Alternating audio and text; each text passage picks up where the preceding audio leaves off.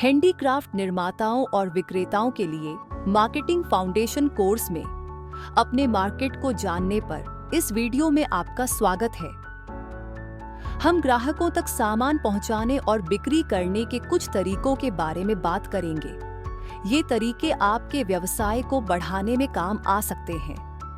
पिछले वीडियो में हमने चर्चा की थी कि ग्राहकों की अपेक्षाओं को कैसे समझें और पूरा करें। पर ये सब कहां हो सकता है? मार्केट वो जगह है जहां विक्रेता और ग्राहक मिलते हैं और पैसों के बदले सामान का लेन देन करते हैं। यहीं पर ग्राहक आपके हैंडीक्राफ्ट प्रोडक्ट देखकर उन्हें पसंद करते हैं और खरीदते हैं। हैंडीक्राफ्ट मार्केट में कई लोग शामिल होते हैं। 1. कच्चे माल के सप्लायर। ये वो लोग हैं जो हैंडीक्राफ्ट निर्माताओं को रॉ मटेरियल देते हैं। 2. हैंडीक्राफ्ट निर्माता और विक्रेता के रूप में आप और आपके कारीगर हस्तकला के तैयार प्रोडक्ट बनाते हैं। 3. अब उन व्यापारियों और थोक विक्रेताओं पर नजर डालें जो बनाने वालों से सामान खरीदकर रिटेल विक्रेताओं यानी दुकानों को बेचते हैं। 4. रिटेल विक्रेता वो स्टोर या दुकानें हैं जहां फाइनल ग्राहक खरीदारी करते हैं।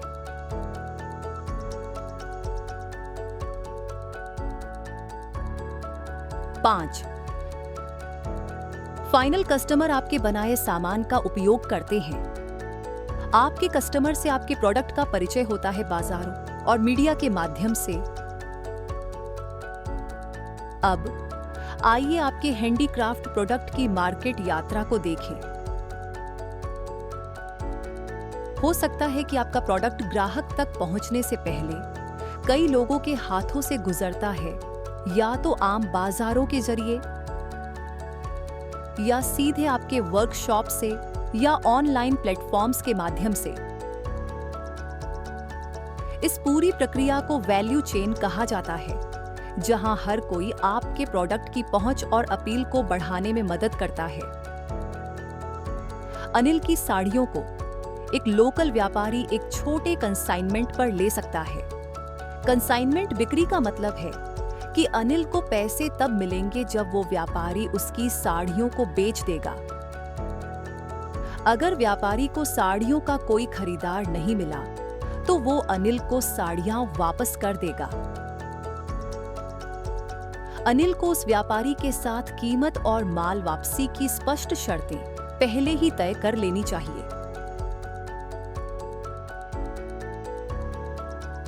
ज्यादा कस्टमर्स तक पहुंचने के लिए अनिल बड़े थोक विक्रेताओं या होलसेलर से भी जुड़ सकता है, जो या तो उनका मौजूदा स्टॉक तुरंत खरीद लेंगे या कस्टम ऑर्डर देंगे। ज्यादातर थोक विक्रेता सामान के लिए नकद में भुगतान करते हैं और अनिल के प्रोडक्ट बिना वापसी के बिक जाते हैं। इन थोक विक्रेताओं के जरिए अनिल की साड़ियां नए ग्राहकों तक पहुंच सकती हैं। अनिल अपनी साड़ियों को सीधे रिटेल स्टोर्स पर भी बिक्री कर सकता है, जहां ग्राहकों को आकर्षित करने के लिए स्टोर के कर्मचारी सामान को प्रदर्शित करते हैं।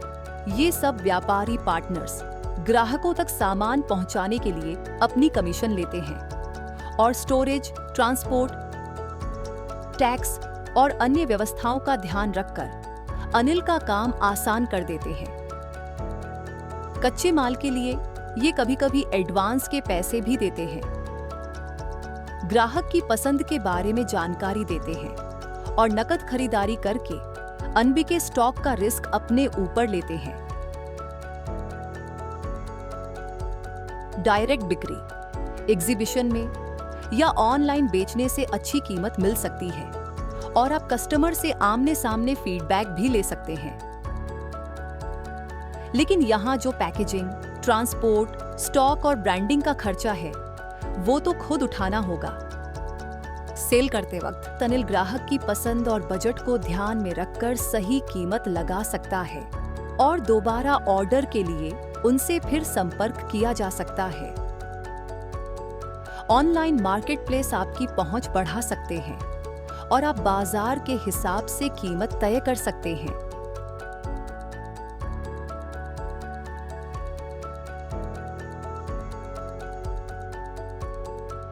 लेकिन इसके साथ ही डिस्पैच, स्टोरेज और सेल्स रिटर्न संभालने जैसी चुनौतियां भी आती हैं। रिटेल स्टोर्स के जरिए बेचने से एडवांस पेमेंट मिल सकती है और सेल्स कर्मचारी ग्राहकों की पसंद नापसंद की जानकारी देते हैं। थोक विक्रेता बड़े पैमाने पर खरीदारी करते हैं और नियमित ऑर्डर देते हैं।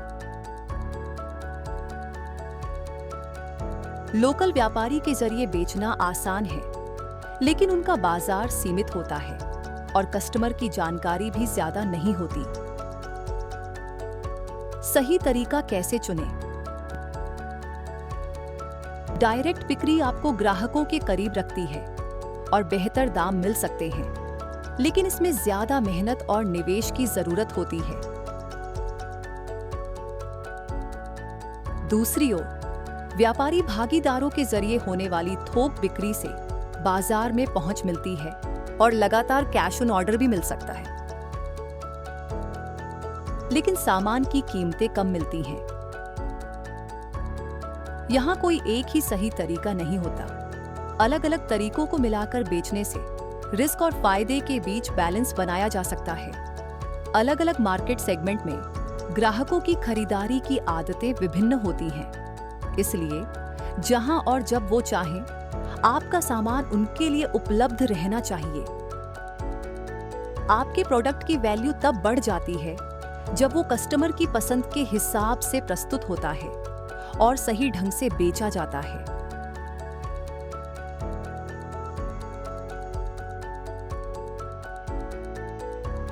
अपने मार्केट को समझकर आप ऐसे खास प्रोडक्ट्स बनाएंगे जिन्हें कस्टमर दिल से पसंद करेंगे और उनकी कद्र करेंगे। इससे कारीगरों और उनके व्यापारी साथियों को अपनी मेहनत का सही फल मिलता है।